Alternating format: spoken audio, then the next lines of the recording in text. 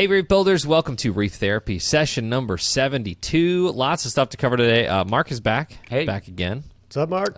We'll see if Still alive. We'll see if sweet baby Jesus is in the building, and we'll talk high-priced fish and our reefing origin stories. Plus, we'll get to some of your comments if we've got time at the end. First, the beers. Raj, what are you drinking tonight? First, I've got another local beer, Terrapin Recreation Ale. I don't know if I've had this with you guys before yet or not. It's got the turtle on there hiking. Look at that. It's like Mark. Oh, nice. Are you saying I'm slow? No comment. Okay. I'm pretty boring. I've got a Heineken concealed. Concealed yeah. Heineken. Jack Daniels Oh. tonight. So I mixed it. I mixed it with some cherry Pepsi. Thought you were going straight out of the bottle. I was about to say, this is going to be an interesting one. Remy's going hardcore. And here's what else is wrong with... I took Friday off from my radio job, and I have one of those jobs where taking off is more difficult than just going in. So today is kind of like my Thursday, and tomorrow's kind of like my Friday, but we'll see. Nice. Because part of me just wants to go in and just do it, because my house doesn't really wake up until like 8 a.m. in the summer. And by that time, I only got 2 more hours of work, and then I can just come home after that. So, I don't know. We'll see what happens. It's Independence Day weekend. Do you stay awake when you get home? Like, do you just power through it with your family and all that? No, I cannot. Yeah, I was cannot. going to say. No. If I sit down, like today I powered through, but that's rare.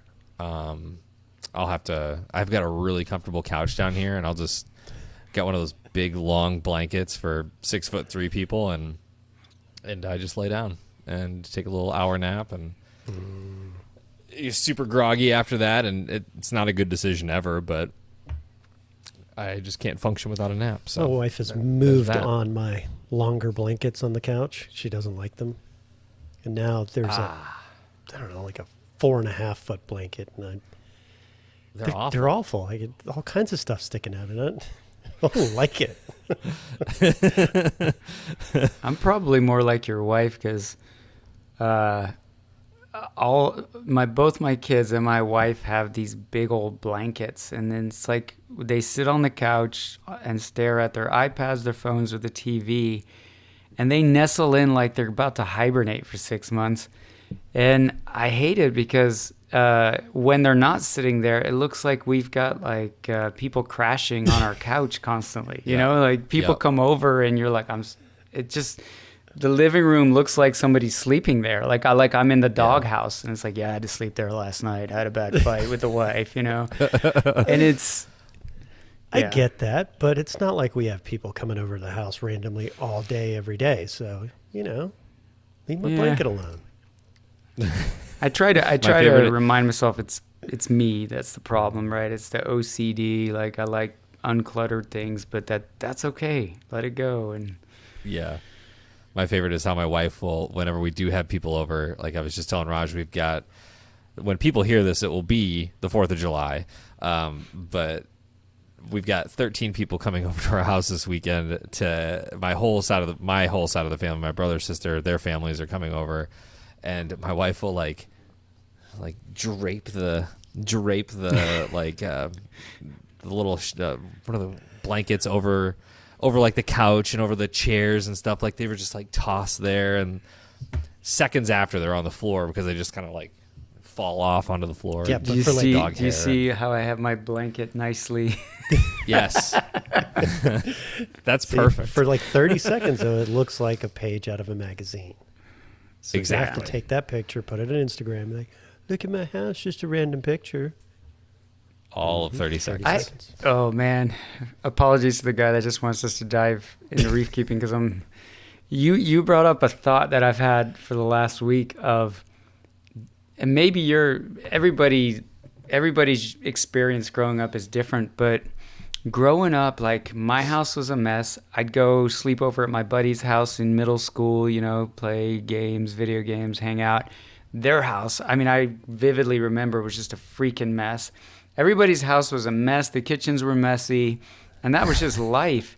And now everybody has to have the Architectural Digest home. Like everything is Instagram worthy or house.com worthy. Like, is that just me? Like, I was joking about this because we don't ever throw parties. And half the reason is we have anxiety that people walk in our house and are like, why do you have Lego sculptures like on your bookcase? And it's like, because I have an 8-year-old, you know. It's because you go like somebody's like, oh, we're having a barbecue, come over to the house, and you go over to their house and everything's perfect. But I mean, again, faulty memories, right? Like, don't you feel like houses were just crazier in the past? Like everything was kind of thrown together and people were just surviving. Well, I mean, they're perfect for when you come over. Yeah. But I think I get what you're saying, though. They're decorated a lot better now because everybody gets to see everybody else's places. It's not just in a magazine now. Now it's all online. And so there is a certain look that everybody goes for, and it needs to look super nice and have all these stupid pillows everywhere and fancy blankets that I'm not allowed to use that are draped over at an angle on the sofa. It's got to be at an angle. You can't just straight up. Yeah, always. chop the pillows. Growing up, my house was clean. My mom was on point, and she kept it spotless. We were poor, so we didn't have nice stuff, and it wasn't decorated nicely or anything. It probably, if I had photographs, it probably looked pretty ghetto. I'll have to check next time I'm at my mom's place and see if we've got old photos. But yeah, it was not a mess. My room even had to be pretty tidy.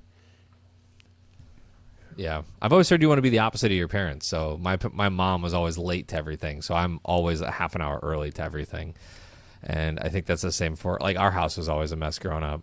And so I feel like we all have that. Or maybe because my mom would always be like, oh, we can't have people over because the house is a mess. So maybe that kind of translates a little bit too. I don't know.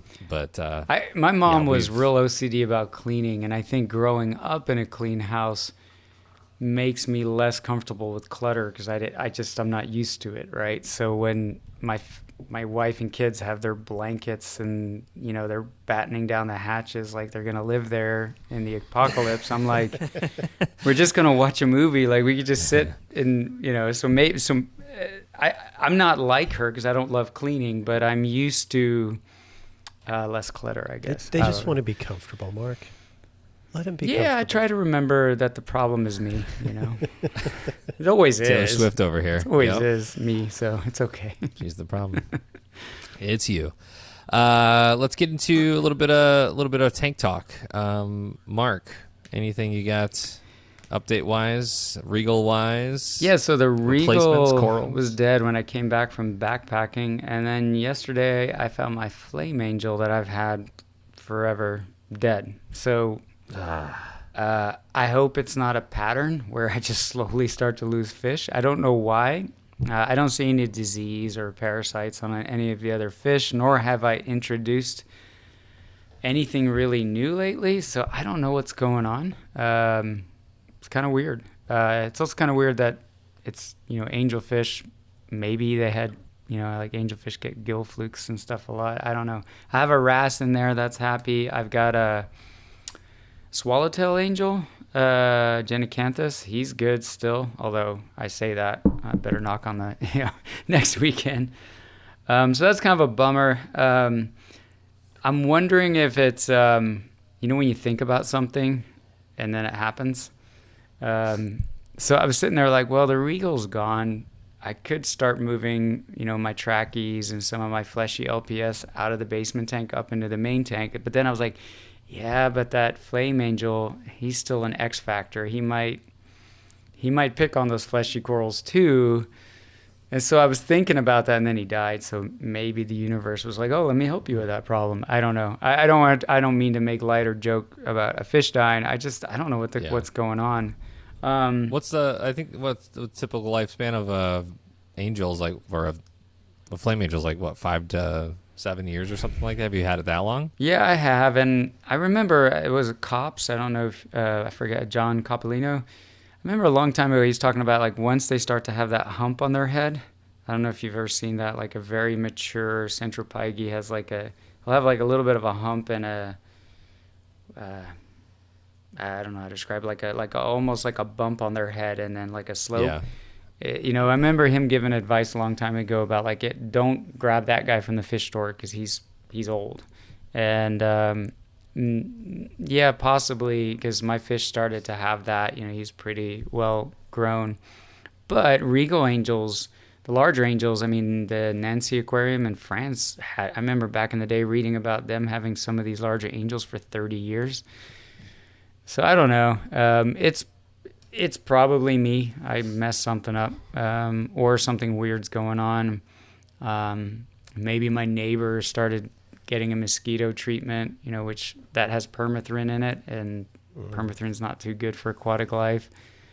Who knows? Because I have been pumping in fresh air into the skimmer and trying that out. On a happier front, my Father's Day gift was late. It finally arrived, and big kudos. My wife came up with the idea, and my daughter's, she's very creative. So they made this. Wait, you can't see it. It is a dark Mark portrait. Yeah, I And like how you're like the out, like, you're the shadow I'm of yourself. The shadow character with my reef tank in the background.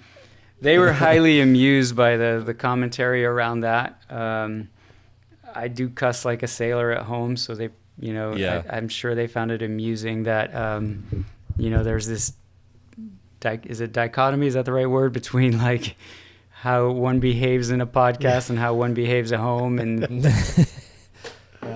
I think it should go, I see is that a fender, like, looks like a schematic of a fender port should go right under that. Put it right there. Yeah. Perfect. Yeah. I'd actually have something reef related back there. Yeah. I do have it's off camera. I do have a poster. I went to MACNA in the year 2000, and I had Peter Wilkins sign it. Who's like the godfather of reef keeping for anyone that is curious. But Remind me, I have that is up posters there for you guys. Oh, nice. Yeah, these are great. Oh. You're gonna love them. I'm excited now. Your smile like this is like 70s Playboy or something. They're reef related. I don't trust you. That hurts, Mark. That hurts. Well, look at that grin. It's just something. Because I'm happy. I'm happy to give you a gift. Okay. And all I'm All getting right. now is all this flack, this lack of trust. You know, this is why we can't have nice things. Yeah, that's true. Sorry. See, the problem was me again. I have this might be a wild. We're getting all the smoke from the Canadian wildfires. That probably didn't reach Still? you guys, did it? No. Like I think there was a shift in wind patterns or warm front, cold front, something like that. And now Chicago currently looks like New York did a couple weeks ago, where you can't see the skyline, and it's actually swept down. We're on the edge in the St. Louis, like the bi-state Illinois, Missouri region. But like I woke up this morning and went to work, and it looked like it was foggy. Just like a typical foggy morning. But I'm wondering if you're pumping in air. I don't know. That's you guys a are really probably too far south point. We're not seeing anything for that to down here, happen. though. But yeah. I came back from running, and my wife was like, do you notice that the quality of light is weird? I wonder if that's related to the fires or something. And I was like, well, I just ran outside for an hour. You know, you think I would have been feeling it. So I don't think we're affected. I don't know. Just the hypothesis. It's a good one. Interesting. I could. Thanks, Canada. These Canadians are probably hating me right now for saying that. For sending their bad mojo down. They're like, you think it's bad for you guys? Deal with the smoke. Yeah, but it's our air quality here has been. I don't know if you guys are dealing with ozone stuff, but our air quality here in St. Louis for the past 2 months, we've had an air quality alert. Like Alexa will pop on and be like, air quality alert, ozone in the area or whatever. And that's been like 2 months now. My son is very inquisitive and asks Alexa every single day what the air is like now, which is a weird thing to hear your 6-year-old say, but he's asking, I guess. Mark, you got anything else on tank stuff? No, I mean, the Regal death definitely threw the nutrients out of whack a little bit. And I did have some turfy algae on my, not sand bed, but I used that Reborn, calcium reactor as a substrate. So I just, long-term, slow approach, obviously pull the dead fish out, step one. Step two, did a lot of water changes, and I just figure if things kind of go back to normal, that'll resolve itself. So kind of waiting that out, not doing anything too drastic with it. I may swap out the substrate because when I did it, it was the new school Reborn media, and now the old school Reborn media is back. I saw it at Restock, and I went up to Julian. I'm like, "That's awesome!" And he's like, "Yeah, it's been back for like a year." I'm like, "Okay." I didn't know it was back either. Like the stuff that looked like the what was that, Churon? Remember, it used to be Churon media that you would buy, the German company, and they had that, and then Reborn. So yeah, I like that. I wouldn't mind my substrate to be that older school, bigger crushed coral. So I may, since I'm already battling a little bit of a turfy problem, just pull it out and put the new stuff in. So yeah, that's about it. Look at that. So that's 2 water changes in a row. Proud of you. Yeah. One was automated by the dose, which I know you have your thoughts on. The other one was old school with the Python, nice. And yeah. Nice. Get that out. Raj, any updates on your end?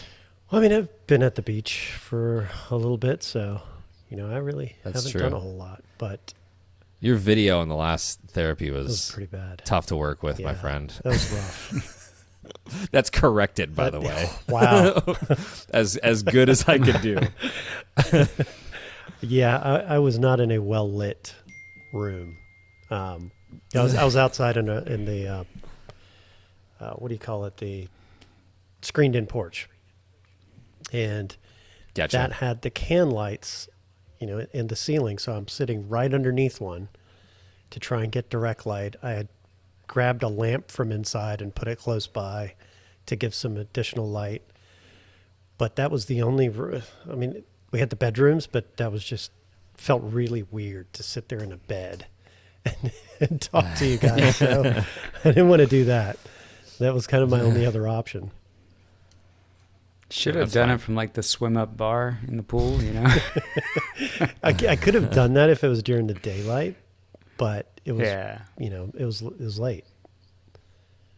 But yeah, sorry. Fair enough. All good. I feel like most people just kind of put it on in the background and just listen anyway. I feel sorry for the people who are actually watching our faces the entire hour. No way. That's a treat. It's a treat. Tell us about your tank. So, what do you got going on? Man, as you can see, kind of in the, I don't know if you'll be able to see this in the cropped version, but you can see the blue tape over my shoulders. That's where the tank is going to go. But the lagoon is still there, but after this podcast, it will be moving.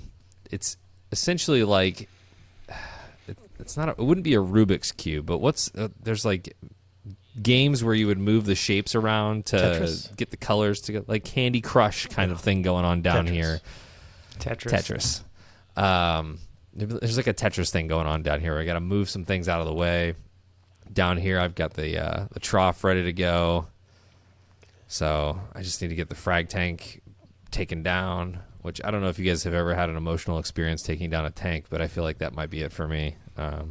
So I think this is my longest tank. I've had it for like 6 years now or something. Like everybody's all happy. Like the clowns are chilling, spawning every 2 weeks. That's nice. Yeah, my population is in there. They're just all happy and good, and now I'm going to disrupt everything. I've never had to disrupt my tank. My emotional breakdown of a tank was after a crash, and you're pulling out all these monster colonies and fish that you've had for so long. That was awful. Yeah. That's a different kind of emotional. Yeah, it was a bad emotional. Yeah. The last big teardown I had to do, well, I guess second to last now, but it was the same size tank as the one you're getting. And I had so many battles in that tank, especially with dinoflagellates.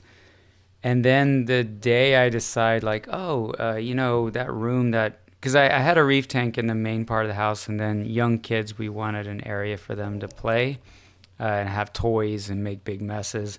So I, did the right thing. I was like, all right, I'll move my tank down to the basement and this was pre-COVID, pre-working from home. I'm like, I'll never see it, but that's okay because nobody hangs out down here.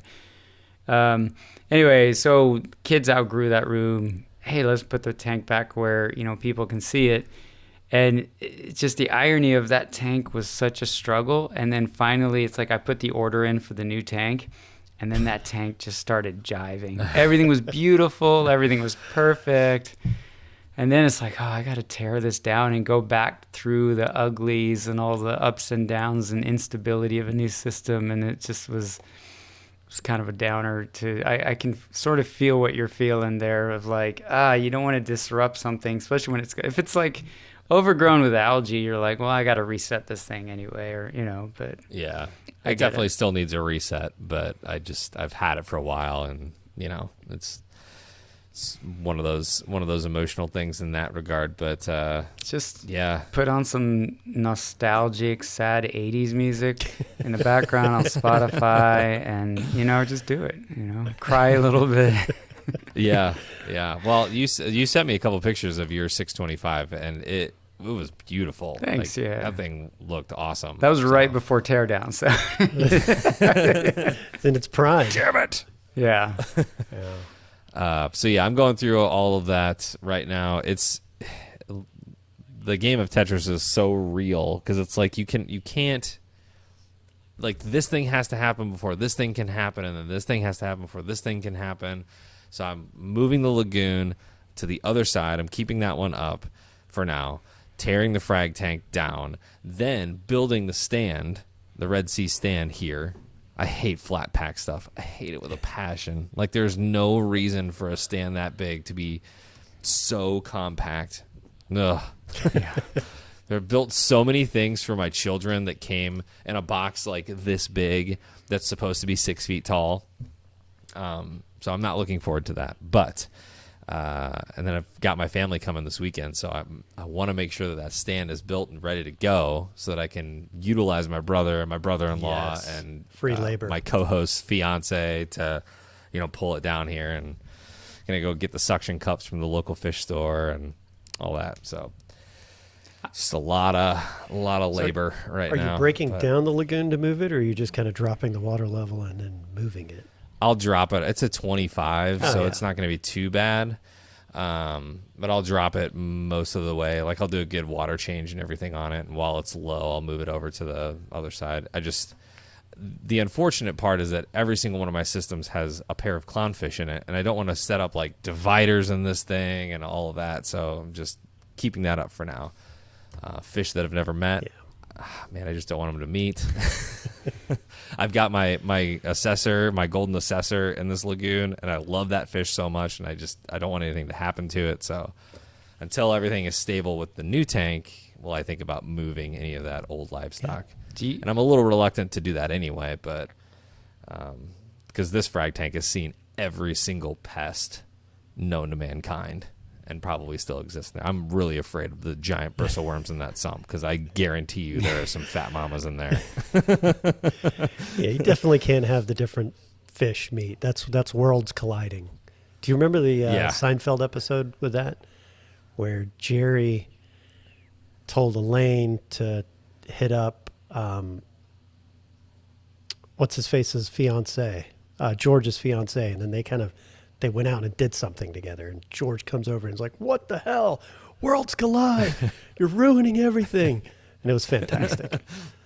Yeah, they see each other from across the room, but I don't know how they do. Do you physically? Do you have an acclimation box? Those are I've got a bunch of different like random things, That's been a game changer for me because it's even like adding a new tang after you've already had tangs in there. It's they get really pissy, but then they get bored after 3 days, and then you open up the little gate and they're just like, "Yeah, I've seen you already a million times." They're like over it. That helps. Yeah. There's guys that like plan it all out and whiteboard it and have like project management skills. Whenever I've torn stuff down or upgraded, it's always been this crazy haphazard up until 3 a.m, all-nighters, lots of beer, mess, wet floor.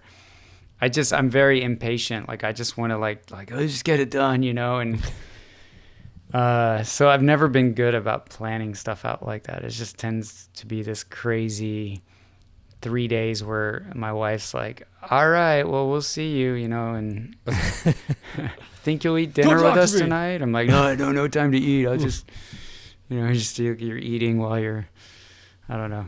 I get that momentum and I just want to keep going rather than wait it out.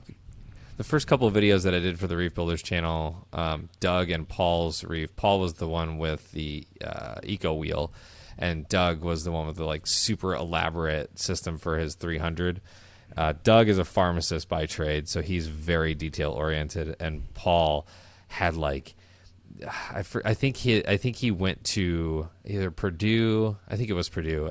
He was an engineering student, so it was like all of these like lists and all, like he knew everything about every tank, and he knew where like the Ecotech or the Eco Wheel manual. He had 2 or 3 different copies of it. He knew exactly where those were, and he pulled one out. It was nuts to see the meticulous nature of these guys. But I take a little bit of inspiration, but I'm still probably going to do your style there, Mark. I'll choose tomorrow to be up until 3 a.m. or whatever, and then just like trudge into work and do a half-ass show on the air, and my co-host would be like, "What's wrong with you? Did you go out last night?" Yes. I did. I partied hard. Yes, I did. Why do you have super glue all over your hands? Shut up. Don't question me about my freaky stuff.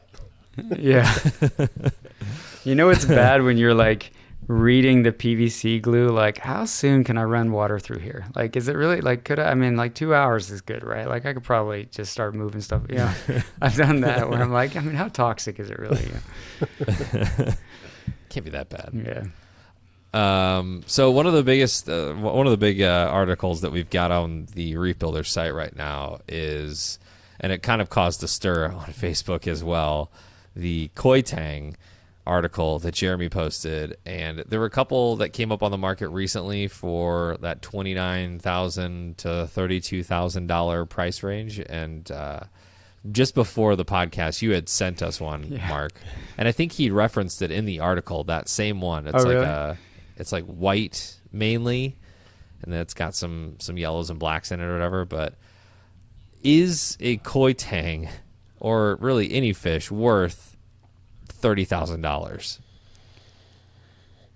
I'm trying to answer this based on some of the comments I got about me being somewhat negative and gloomy. I think it's a great idea. I try to remember that for some people in this world, $30,000 is pocket change, right? So some people spend that on airfare because they use private jets to fly from Atlanta to LA, and that's just how they prefer to fly, and they don't care that it costs. Worth is relative to the individual. In terms of the intrinsic value of the fish, there's a lot of koi tangs out there, and some are like 700 and some are 30,000, and it's really just the judgment call of the seller to be like, well, this one's, like that one that's really white, like similar to Worldwide Coral's Casper. That is pretty cool. That one's cool. Yeah. Is it $30K cool? For me, subjectively speaking, no. It's not pocket change in my world, so yeah, no. I mean, I don't know. Is that a good answer? That's a great answer. It's fantastic. A lot of people were talking in the comment section of Facebook about how you could buy one and it'll change colors on you. So, yeah. I mean, it with mood or, just how they do, or it could change over time. I think even Casper got some yellow in him, didn't he? I don't know, but it did change. It's not totally white anymore. Is it Ebly or Ibly Centropyges, the xanthic ones that were coming in for a while? I know Jake had a couple, and they returned back to their normal color. That'd be a bit of a downer, you know. Yeah. Well, because yeah. I mean, I think your options there. It's either a mutation, right? A genetic mutation where it's not really going to change very much, or it was environmental. Like there's some factor in wherever part of the reef that they're living that's causing that. And now that you've removed that external factor, they go back to the color they're supposed to be. Yeah. Yeah. No way to tell. I think spending $30,000 on a koi tang and then it just turning yellow, you know. I mean, people spend more than that on koi. You know, you have $100,000 plus koi, and I mean, it's normal in that world. I mean, normal that you're getting these 6-figure koi. There's a lot of them, but like Mark said, it's relative. If you've got, it doesn't even have to be pocket change for me for that to be okay, because everybody has their vice. You know, like if you're really into guitars, you'll spend a lot of money on a fancy guitar. And to me, I can't play a guitar, don't know anything about them. I don't get it, right? It looks no different than a $300 guitar. But and it's the same thing. But that person that is really into the guitar gets a lot of satisfaction from owning it and having it and looking at it and maybe playing it. That's the ROI. Somebody had commented like it's a dumb investment. It's not an investment. But it is, because you're buying it for not a monetary return, but you're buying it for whatever pleasure you're getting out of it. Or, you know, with a guitar for the use, if you are going to use it. So it's unfair when people criticize somebody for spending money on something that they genuinely want and love. I mean, I agree with that. And your example's a good one, because I've got 2 holy grail fish, right? One is unobtainium right now, and that's the Resplendent Angel. And I'm an idiot for not buying one when Frank Banch, is that how you say his last name? Who's located in Hawaii, but he bred them for a while in the early 2000s. And they were available on Live Aquaria and Diver's Den. Good luck getting a Resplendent Angel today, right? From Ascension Island, there's no collection there. It's a British military base. My other holy grail is a Conspic Angel. I've said that a million times on this podcast. I love that fish. I would love to create a species tank just for that fish. Just like that's the fish, and everything else that goes in it is based on that fish. The price of that guitar is about the same, or if not more, than a Conspic Angel. And I've said on the podcast, like, I can't justify spending $3,000 to $4,000 on a fish, right? I just can't wrap my head around it. But I could wrap my head around buying that, right? Now I could argue it, right? Like if I sell that thing, I will get most of my money back, and it's not going to die and end up in my trash can, right? So it's, from an investment argument, like I could get most of my money back when I'm done enjoying that. But to me, like spending like a few thousand on a really nicely built quality instrument made sense to me. Whereas to like a fish, when I just had 2 angelfish die and I don't know why, and I'm not doing anything weird. I didn't introduce anything weird. Nothing's weird in the pH or in my test kits, or just died, and I don't know why. I'm not saying like I'm faultless for its death, but I just don't know what could have gone wrong.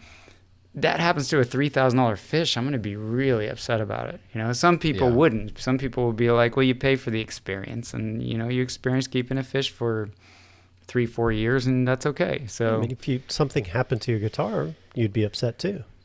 Yeah. Right. But it'd have to get stolen or something. You could drop it. And I could drop it. Right. I mean, there's any number of things that can happen to you. Your kids could get into it and do what kids do, right? They can, but that's what's funny about this one is relict. I don't know if you've ever heard that term. Oh, jeez. Yeah. Yeah. They basically like drag it around on the back of a car or something like that. Yeah. It's To make it look purposely old. beat up, and you pay extra for that. Nice. But it's kind of Yeah. nice because my 8-year-old picks it up and like hits the door, like hits the wall with it. And I'm like, it's fine. You know, it's like It's worth more now. you've increased its value. Yeah.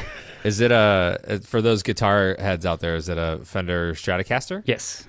Yeah. It's Gotcha. But it's so people do it because like you buy a brand new guitar, it's shiny, but it doesn't have a lot of I hate using this word, but like mojo vibe. Like it doesn't really like spur the creativity, and then sort of like a really worn in pair of shoes or jeans. Like I was very against relicing. I was like, it's phony. It's, you know, it's like you didn't earn those stripes. Like that's not wear and tear from you playing it in bars for 20 years. It's fake, right? You're a poser. And then I went into a guitar shop and I played like a really like, and it's not heavily relic. It's lightly relic. Like it's, I don't know. It's been sitting under somebody's bed for 50 years, right? But then you pick it up and it feels worn in and comfortable and it plays better. And I was like, okay, I get it now. I get why people like it. It's like an old beat up 1960s Strat is like 20, 30 grand.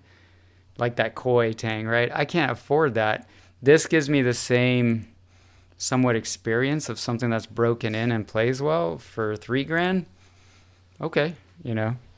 Yeah. Yeah, but so you could afford the $3,000 guitar, and there's somebody out there looking at you and saying, "That guy's crazy to spend $3,000 on it. I can buy that guitar for." I mean, yeah, I don't know, and how much probably does a regular making Fender go for? You can buy one made in Mexico for $700 that plays just as well as that, There you right? go. Like so it's that not guy that can buy it for $700 is looking at you going, "Yeah, you're an idiot. Why would you spend that much?" And it's Or, the same you know, leap like, there's from that- 3,000 to 30,000. But don't you think some of it's also like with some of the comments, like maybe I didn't read the comments in social media about the Tang, but sometimes they start to get where you think it's sort of rooted in a bit of jealousy or like, 100%. well, you suck. Like you're a poser. You got like you paid somebody to beat up a guitar for you. Like you're lame. And it's like, okay, but that's what I chose to do with my money. You know, I want you to be happy with your $700 guitar. Like, why don't you let me be happy? You know, so there's that. Like, I'm not going to judge somebody for spending $30,000 on a fish if they can afford it, right? Most of the comments were pretty fair. You know, they were like, Okay. "It's not worth it to me. I think that fish is ugly," or whatever it is. But then there were those that had that, you know, hint of jealousy or envy in there where they're criticizing that person for spending that much money, calling them idiots. And This is what's wrong with the hobby and things like that. And I get that. I mean, I've said similar things where I think the crazy pricing on stuff and the collectoritis culture, it doesn't appeal to me, right? Like some people get joy of having things that are very expensive and rare swimming around their tank, or like I'm the only one that has this, or and that doesn't appeal to me. But I don't know, you know, I'm trying to be less gloomy and be more like, you know what, let everybody experience this hobby the way it is. You know, I long for the old days sometimes? Yeah, absolutely, right? But I think that was more the sciencey part, and it's more of a testament of how far we've come. Again, this is a positive. Like, listen to me being all positive. I think me being nostalgic for the past is a testament to how far this hobby has come, because we don't need to argue for hours about how to keep things anymore, keep things alive, right? It was like we had to science this crap to figure out like how to keep. I mean, in 86, and that's really long ago, but the Audubon Society wrote this nasty article about the hobby and that like corals didn't live longer than a few months. And I remember, I think it was Julian Sprung, like they interviewed him and he was like, look at my 15-gallon tank that I'm growing acropora in, you know, and it's grown onto the glass, you know. But we were still figuring stuff out. And now it's like, people still struggle with algae issues and dinos and parasites, and we still debate whether we should quarantine but like we've kind of figured it out, right? Like it's follow this recipe. Like Red Sea has a reef-keeping recipe to follow now, and that's a good thing. So now we can focus on collecting and just grabbing stuff, you know? Yeah. Is that one of the positive enough? greatest, one of the greatest guitar players in country music in my mind, Keith Urban. We were talking to him once, and he said that he relics his guitars by himself. So you're in good company. So I should buy a $700 guitar, get some screwdrivers and hammers, and just. That's what he said. He said that his favorite thing to use on it is chains. It's kind of kinky. But wasn't that Van Halen's like big thing where he would modify his guitars? That's why he used to play with his back to the audience, so they couldn't see what modifications he had made to get the sounds that he got. That's similar, right? I'm not a guitar person, so I don't. The closest I got to ever wanting a guitar as an adult was a friend of mine worked for this guitar company called Benedetto Guitars. Have you guys ever heard of them? I haven't, no. Gorgeous, like absolutely beautiful. And I just wanted one because they were so gorgeous. You know, they were just really, really cool. Not that I would have done anything with it. I can't play it. I'm not going to learn to play it at this point. But it was just one of those things where you see something that's so amazing. You're like, oh, I want that. I don't even know what the hell we were talking about now. I'm lost in my... We're talking about koi tangs, dude. The other thing... I'll say one last thing about the guitar thing is progress, right? Similar with cars now, right? It's like, well, we took this was a inefficient design, and we figured out a better way to do this, and we figured out a better way to do that. So when you buy a modern Stratocaster, it's way different than the way they used to build them in the 50s and 60s. And when you pick up sometimes better or better decisions in manufacturing don't always equate to, you know, and this is subjective, right? But when I started to pick out guitars that were built true to 60s specs, I was like, oh, I'm at home. Like, this feels like home. And, you know, part of it is like how they carve the back of the neck, that semicircle kind of thing. And so the downside is that Fender as a company, all of their old school guitars are relict. Like, you can custom order them to look like they've never been beat up, but none of the stores sell them that way. So you almost like, if you want something that's, it's like I want to drive a Chevy from the 60s with a manual stick shift. It's like, you can't order it brand new. Like, they, you know, kind of thing. I don't know. So there's that piece too, right? But way too much guitar talk. Yeah. But yeah, I think it goes to show that, you know, there's a little bit of risk involved, obviously, with a live animal. That changes your decision-making process when it comes to what you're going to put your money into. Obviously, if you have $30,000 to put into a fish, and that's like no big deal to you. I don't know why Andrew Sandler comes to mind every time we talk about stuff like this, but I mean, the guy can just go out and get what he wants and not blink an eye at it. I mean, just seeing, because we just had Evie at his house and kind of doing an update on Jake's corals and things like that, and we'll get to all that video in the future. But I mean, just he had some wrought iron butterflies in there, a pair. They were just gorgeous, and just so many different fish that all have these different stories. And you know that they're not cheap. What does a wrought iron butterfly go for? Like $3,000 to $5,000? Yeah. Well, he has Personatus angels. He's got he's got some really rare pygmy angels. He's got, I think, a Narcosis angel. Does he have a peppermint? I think he did at one point. It was in that small tank in that same room. But what's the one that's even rarer than that was on display at the Waikiki? And he has one. Oh, shoot. It's going to drive me crazy. I was shocked he had one of those, because I think, I think there's only been one on public display ever, and then there's one in formaldehyde, in a museum, and then he has one. Shoot. Oh, well. Yeah, it's not going to come to me, but somebody will mention it in the comments. I saw that Jeremy posted up something about what's your favorite angelfish, or what's the Grail or the GOAT, the greatest of all time angelfish. What, you commented something on that, Raj? It was very cryptic. Something about catching peppermints or something. Oh. Can you talk about that? Centropyge Abbey is the one I think he has. Oh, okay. ABEI. I remember when those were on the market. Really? Yeah. Oh. There's a few of them. I don't know what happened to them or who bought them, but I remember seeing them. How much? It's like yellow under black on top and then like a white stripe around the... Yeah. Yeah. But I mean, I remember when one went on display at the Waikiki, it was like, wow, a living one. And then, it's just, so that's pretty cool. Yeah. Sorry, I interrupted. My bad. No, it's a collection device called the Subcass.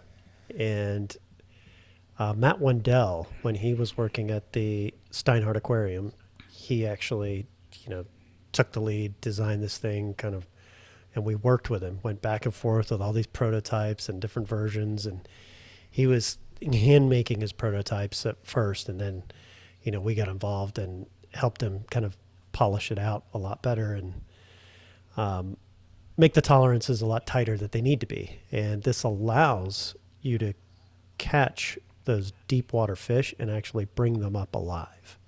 Because that was the trouble before is, having to go through deco with them. And it's so tough for a fish to do that. So most of those specimens that were brought up were specimens. They would be, killed to have on display to study, put in formaldehyde to kind of check them out. But now you can kind of safely bring them up and have them on display or have them in your tanks.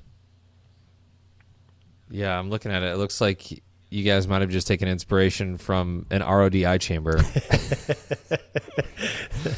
There's a whole lot more that goes into it than that. It looks like it. There's a lot. And I'll share some photographs with you. There's some amazing pics that I have of the unit or the device in use. There's Rolex actually did a really cool thing with it. When they made Luis Roca one of their ambassadors. And in one of their videos or ads, they had the device in that, which was super cool to see. That's awesome. Yeah, this is a really cool. I'm looking at some pictures of it right now, and it's what's the deep water? Does it start with a B? Boilie? Gosh, they bring them in every once in a while to the fish store. Hard to get them. It's always a struggle to get them to eat prepared foods. I'll think of it. Starts with a B? Like this, the scientific name starts with a B. I could be wrong on that. It's a fish? Yeah. They're like a pink blotchy. Barbonius anthius? Barbonius anthius, yeah. Are they pink? Yeah, I thought they were the picture that I'm looking at yellowish. right now. Well, yeah, they're like a yellowish, pinkish, kind of blotchy, at least the ones that I've seen. I had a pair of those, and they were so cool because they would hang upside down in a little cave in my tank. They were the coolest fish. Yeah. They love not coming out, so that's cool. Mine were always out to me, spending, again, different price tag, but spending, let's say, a lot more money on a Peppermint Angel or a deep water narcosis angel, I can wrap my head around that better than just a Scopus tang that's got weird coloration. You know what I mean? It's I don't know, because just it comes from these depths, and it's hard to collect, and it's something very few people get to see. So if I was an evil millionaire with my Scrooge McDuck safe, like that's where I'd probably go. I saw a peppermint at Interzoo in 2016.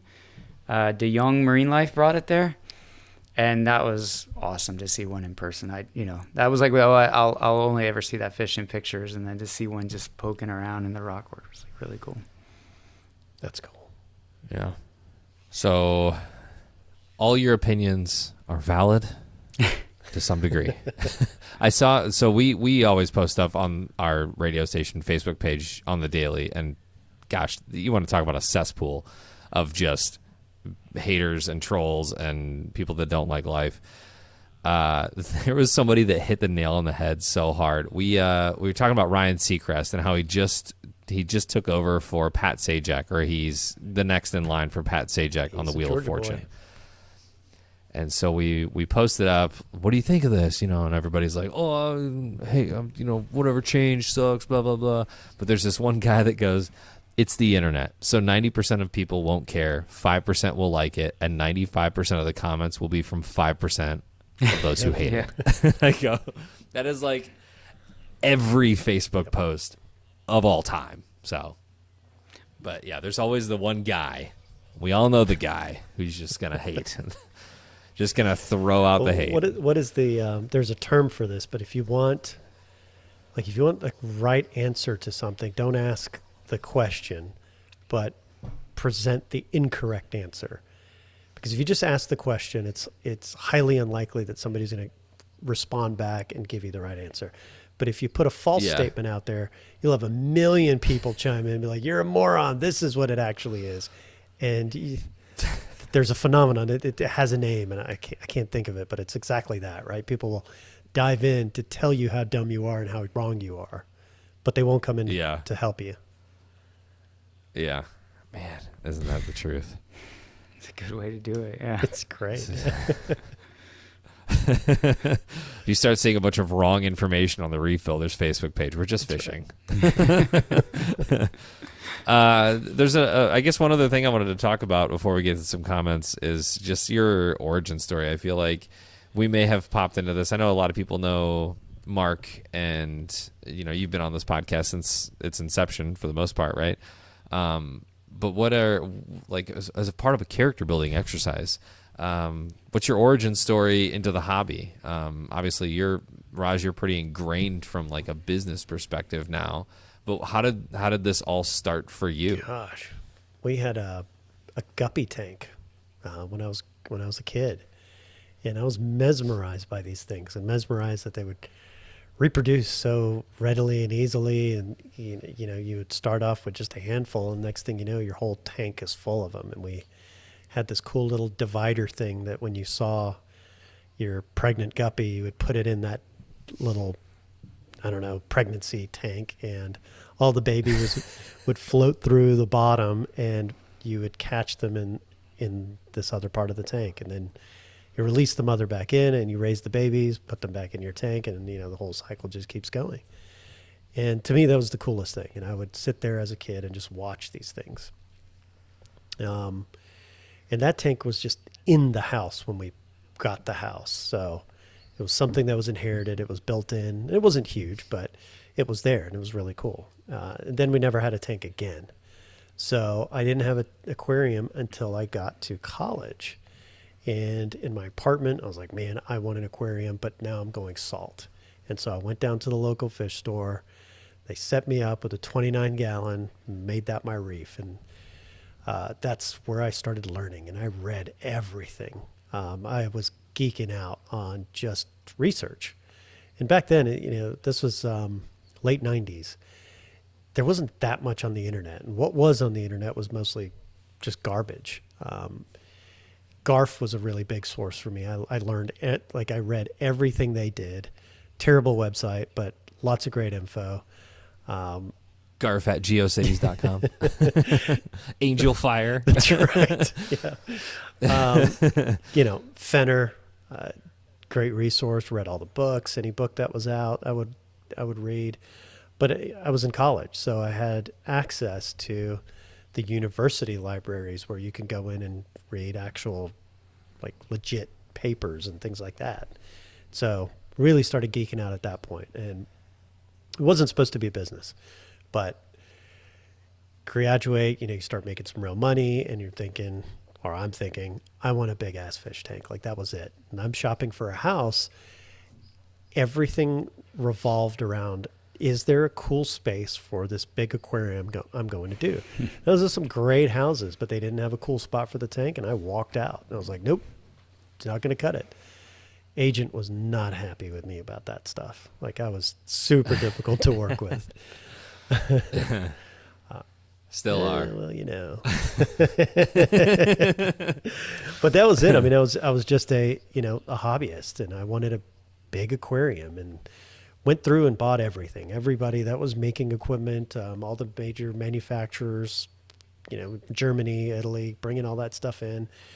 And I hated it all. Like, it didn't do what I wanted it to do. And that really pushed me to kind of get involved, put up or shut up moment. And that's kind of how I landed in the business side of things and in the industry, and just kept learning, kept doing. Nothing exciting. I mean, that's pretty exciting. I think both of our origin stories, though, start with spawning, so that's kind of hot. Nice. Mark, I'll let you go first if you wanna talk about the first tank or what got you into it. My mom may paint a different picture, but this is how I remember it. I remember my brother got a fish tank, and I was the little brother, and I was jealous. So then my dad was like, all right, just get him a fish tank too. So I just had like this tiny 5-gallon with a couple of goldfish in it. And then I don't remember this, I was too young, but apparently then me and my cousin were lighting matches and then putting the matches out in the fish tank. Because, when you're that age, fire is cool. So that would be my first fish tank. That was back in the Netherlands. We moved stateside. Started with some goldfish from a department store. And then, you start reading the books of like how to take care of it. And like even back then the books were like, you can't keep a goldfish in a bowl. Like it's going to get big. And so next thing you're buying a bigger tank. So I did freshwater elementary school, I think 3rd, 4th grade through middle school. 8th grade, there was someone in a family friend's neighborhood selling a larger tank, which was only 55 gallons. But to me, that was a really big tank. And I thought, oh, that's big enough to do saltwater. So I tried to set up a saltwater tank in a 55-gallon tank with a canister filter, crushed coral. At the end, I had a tomato clownfish swimming around in a sea of cyanobacteria that looked like an anemone. But it was ugly and an utter failure. So I took all the saltwater out of it and then used the coral decorations and made it an African cichlid tank because they like high pH. And then I got into that realm. We moved around a bit. I went up to Canada. Didn't do much with fish keeping. I had a freshwater tank. Had a blast up there. So, the smoke from the fire sucks, but it's pretty, like, the people are great. I had, like, high school up there I didn't have time to have a fish tank. I was having too much fun. Dad says we're moving to Colorado. I was not happy about that, even though Colorado is a beautiful state because, you have your friends and everything's fun. So we moved to Colorado, and I was like, this sucks. And it was the summer before enrolling into college, and you're like living with your parents in the suburbs of Colorado with no friends. Like, it's not like, there's other college-age kids around. So my dad was like, hey, why don't you set up a fish tank? Like they were just trying to distract me. So that was round 2 of saltwater.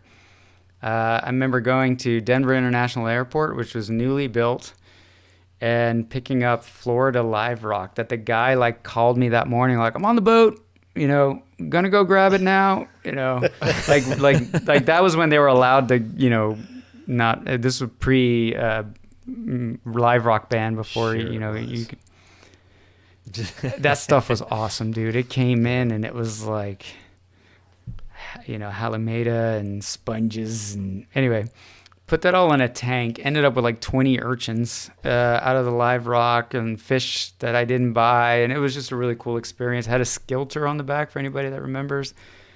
It had 2 grow lights from Home Depot and 2 actinic lights from the pet store. Sounds like everything an ATM grew. build. Yeah. Ooh. The inspiration of that tank was an article that I want to say Julian Sprung wrote, maybe somebody else, in one of those remember the annual magazines that would come out? They'd only come out like once a year, Raj? I don't know if you remember What's that. the name of it? I remember, but I'm not going to go to the bookcase because you guys are going to make fun of me because I have them. But it was just talking about, it's sort of like, reef keeping's too expensive because back then you had like Dupla and JP Burles and wet dry filters with fancy spinning bars, and everything was really expensive, and there was no social media trolls back then to say, oh, this hobby's too expensive. But this article is basically like, just throw some live rock in a bare bottom tank, put a hang on the back filter on the back, and you can have a cool saltwater tank. And I think Julian wrote it. But that was my inspiration. Like, oh, I can afford to do this. I kept that tank going for a little while. And then I got like more serious into, I was like, I really want to get into reef keeping. And I think everybody knows the rest of the story. I set up a 29-gallon, I had a CPR backpack skimmer, Power Compact Lives from Custom Sea Life, for anybody that remembers these companies. And I went to Neptune's to buy some corals. And then I went to this other reef store in downtown Denver and met this really punky dude named Jake who, was like, he literally was like, here's some super glue. Here's your first Acropora frag. Go home and glue this to a rock, right? And I was like, what? And yeah, the rest is history. So that would be my origin story. That's cool. I never, and that's the thing is whenever I had my first saltwater tank, I never took it beyond like just what I could find at the local fish store. You know what I mean? You guys are all in books and stuff like that. And I'm just like, I like this damsel and this clownfish. I got this really cool canister filter from a freshwater system, and that's what I'm using. I think it all really started at the fair. I don't know if it really starts at the fair for a lot of people with the feeder goldfish that, you go to play the game, you toss the ping pong balls in the bowls, and then you get a 10-cent feeder goldfish that you think is like the coolest thing in the world. And my first one I was probably 6 years old, maybe 7, probably like 5 or 6, I would say. And I named it Radish. And I was being watched by a babysitter that night, and I pulled the goldfish out of the tank and killed it, not intentionally. My mom came home, and my explanation, this is what she says, is that I was trying to hug the fish. And that did not go well. So I don't know if that was my first like imprinting moment of having like an animal in care or a fish in care or something like that. But I also had a 29-gallon freshwater tank. I had mollies, and the thing that really did it for me was convict cichlids. Oh yeah. And those guys, I didn't know at the time, but they breed like crazy. They spawn like crazy. So you find the female, you find the male, and it doesn't really matter how old they are. They're just going to be eggs. And I thought it was like the coolest thing in the world because right around high school, and I convinced my biology teacher to set up a tank in the back of the room, and I was going to do this whole like, chart spawning dates and how many fry are alive and all the things. And I was a huge biology nerd in high school and had a really great teacher, and she let me do it. And I was like, hell yeah. So I got this aquarium for the greenhouse, and I went to go set it up in the classroom. I was a junior or a senior at the time, and there's a freshman biology class in there. And I was like, how fast do you think I can fill up this tank? And I'm filling it up. And then one of the freshmen goes, hey, you're leaking. Oh, no. And I did not notice that there was a giant crack in the bottom of this tank. So underneath the substrate was this like huge crack from corner to corner, and the water's just like pouring out of this thing. So me thinking I'm this like cool like scientist gonna start breeding some fish in class, and that did not go very well. But that kind of led into my first saltwater tank, which was weird because you said something about how your first tank, Mark, was like a kind of a hand-me-down or like a gift. Or one of your initial tanks. Yeah. This was a guy across the street that had a 30 long, and he had like a Cory in it and like Danios and all the like easy freshwater stuff. And I turned it into a saltwater tank, complete with that canister filter still. And by the time I graduated college, I just had a damsel and a clownfish, and that was pretty much it. So, and then girls took over, and I didn't really revisit the hobby until probably like 2010 or 11 or something like that. So yeah, not as extensive, not as like in depth as y'all, but Still. Do you remember that Bugs Bunny episode with the Abominable Snowman, which was like a play on Lenny and Of Mice and Men? Like, my little bunny rabbit, I will kiss him, I love him, and that's what I was picturing. Were you loving the goldfish to death? You can't hug the goldfish. You can hug the tank, just don't hug the goldfish. So yeah, that's kind of my origin story, I guess, for that. But yeah, saltwater has always been kind of a that attainable thing for me, just because of the cost. You know, I feel like it's always had that reputation of being more expensive, and I guess to some degree it is. And you can get into this hobby for cheap, but I think in also some ways you can get a $200 tank and get all the things that you need for it, but you're kind of going to pay for that in the long run. Yeah. Just in water changes and time and attention that you need to give to that tank. And I'm not saying that, you know, a 150-gallon tank isn't also going to cause you some headaches, but yeah, I think that cost barrier had always prevented me from really getting into it. But it sounds like Mark was super rich as a kid, so he's importing live rock from Florida and things like that. Yeah, that wasn't that expensive. And that was the same 55-gallon tank then. It just moved around with us everywhere that we got from that family, friend, neighbor thing. Yeah. But, you know, I think nano tanks have helped. And, yeah, there were people keeping small reef tanks back in the day, but even lighting a nano back in early 2000s was difficult. Like, there weren't... I mean, you could do compact fluorescence, but even those... you had to go with at least a 10-gallon tank, 20 inches, because the bulbs. Yeah. There was, I think Coral Life had some weird, like 5-watt ones, but they sucked. But now with like LEDs and all-in-ones where the filtration's built in, like none of that was available. So if you were like, I'm going to keep a 5-gallon reef tank, people were like, good luck. Like Yeah. You're going to cook it with your lights. So yeah, I think that's helped open the door a bit, because the equipment has caught up to not that a nano is easy. I'm not saying I suck at nanos. I've always sucked at them. So I don't know how you guys do it. Like, I need a Tang to keep everything in check, and I don't want to be the guy that puts a Tang in a 10-gallon tank. Tank police on you. Yeah. I can't do the nanos leads either. me- That was never my thing. I tried, and I say I tried with a nano, but I think it was like 50 gallons. That was it. I just couldn't do it. It was too small. Yeah, same. I struggled with it. It's been suggested several times that we all have a little nano competition amongst ourselves. I knew he was going to have... I will Mark's fail. reaction was That's what I keep telling him. I'm like, immediate. it's going to be I think I bad. commented on that guy's post, and I said, yeah, Mark's going to love that. It's going to be the worst tanks ever. He's going to have baby Tangs and baby, like, fox faces in there. Give me the smallest you got. Yeah. And then I'll Photoshop them out. Like, yeah, everything's going great. I don't have an algae issue at all. Okay, well, let's go through a couple comments here before we get out of here. Ryan says, love the podcast. I think you guys are doing a great job. I'm not sure if people listen to Reef Therapy to hear about anything other than reef tanks. Sorry about the guitars today. Seems like a missed opportunity to talk about coral spawning since they're experts. I have so many questions. I wish some of them would have been answered. I'm not sure what he's referring. I think this was on Sarah's video. And we didn't really press hard on the process of coral spawning.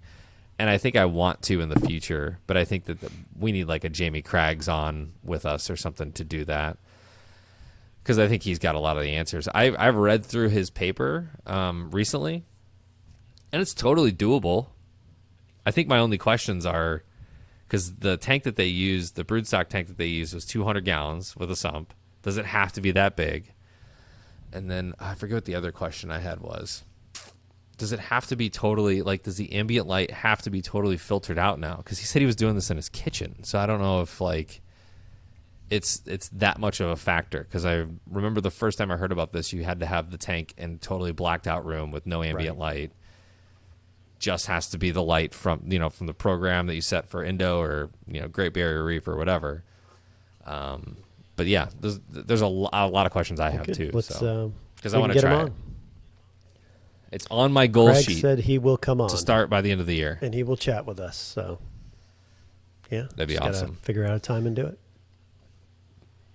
You should have a nano contest tanks for coral spawning. I'm gonna let you guys know right now. I'm gonna cheat. How do you cheat with that? Don't worry about it. Buy Don't eggs. worry about it. Just be in awe of my awesome tank when I win. Yeah. Nematolab. Nematolab. Listen to this at work. Absolutely fascinating episode. Sarah's work with coral conservation is amazing. She's exactly right about home spawning. It will be the future of our hobby. The fact that folks like Rich Ross are on F2 and F3 offspring is all what we need to get started on our own. That said, we need to be aware of species rearing. And as hobbyists, we need to select corals that aren't being bred by other people. He said that he selected Cinerina because he couldn't find anybody else who had done it. And then he found a lab in Japan that did it 4 years ago. They still haven't responded to my emails. I'm still crossing my fingers for eggs next season. So that'd be it. That's an interesting thing too. Like, okay, so we're going to try and do all this spawning. Maybe we should each try different corals too. I don't know. I mean, you can always improve on what's already been done. Right? Yeah. That, and I feel like the quickest way to incite more inspiration is to have success, at some point early on. So you're like, okay, got the process. Let's, try another genus here. And then Nathan Cross says, I grew up in that area. 30A is not a secret anymore. So those are the only questions or the only comments that I really had for this episode. I know you guys responded to some too. Yeah. So anything else before we get out of here tonight? That's all I got. Thanks. That's all I got. Well, and that'd be a weird competition. Red Sea 625s or Red Sea 650s? How do you determine the finish line? Like, okay, we're done. Now let's judge, a year? I don't know. It'd be weird. I mean, I feel like it'd have to be, from water in to 6 to 8 months or 8 months or 8 months to a year or whatever, and then have a fan vote on who's got the best looking nano. But there has to be progress picks, so you can't just set it up the day before. I feel like that's something that Raj would end up doing. Huh. I got this Jason Fox home wrecker in here. I've got this Walt Disney. Well, so then there would need to be some parameters set. Maybe we can only have X number of corals, maybe even the same exact corals. Yeah. Same equipment? Same equipment. It depends on what we're competing on, right? Is it our... Or just set a budget? I don't know. Ooh. Do that. That could be cool. I know a guy that would give me super great deals, so I would kick your guys' asses in that department. Yeah, you got all the wholesale connections. I got to go buy mine at bulk reef supply. Wait for that 10% off coupon on. Yeah, you just missed the appreciation day, Mark. Yeah. You're screwed. Or Raj could just build one at cost, It's oh. Yeah. It was a scratch and dent. I got it for $10. Who knew? Yeah. It's a really cool MRC hybrid tank. I don't know where it came from. Yeah. No. Okay. Well, yeah, if you have any suggestions, leave them in the comment section, and we'll take those into consideration. I'll take them into consideration. I don't know about the other two, but I don't know. We'll see. For me, another tank at this point, setting up another tank, I really don't want to do it.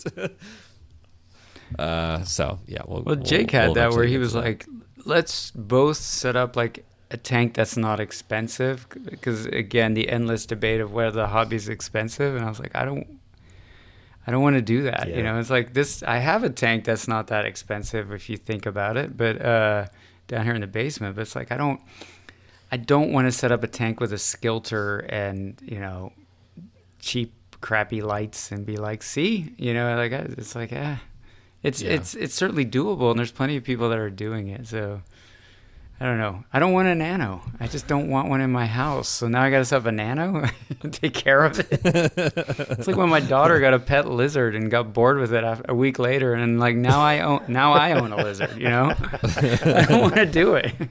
Yeah, I'm telling you, it's just me and Waffles down here. Waffles, the leopard gecko. Oh, you got one? Yeah. Yeah.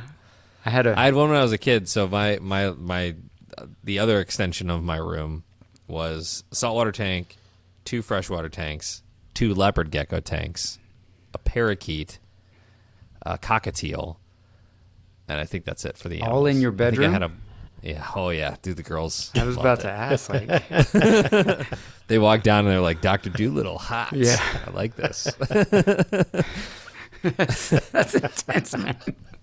It is intense. It was very loud. How'd you sleep? Like, aren't some of those birds nocturnal and stuff? I don't. We always put the blanket over the cage to simulate nighttime, but my mom would do that during the day. This is super morbid, but it was a long time ago, so we're out of the what do they call it? The statute of limitations. So it doesn't matter. She put this blanket over the cage to keep the parakeets quiet, and I came home and she was bawling her eyes out, just bawling, and I was like, "What happened?" And she goes, the parakeet hung himself, and apparently the parakeet was like nipping at one of the pieces of fabric on the blanket, and came in, and it was hanging by its neck. And the green, I had 2 budgies in there at the time, and the green one was just like, I don't know what happened. It wasn't me. But yeah.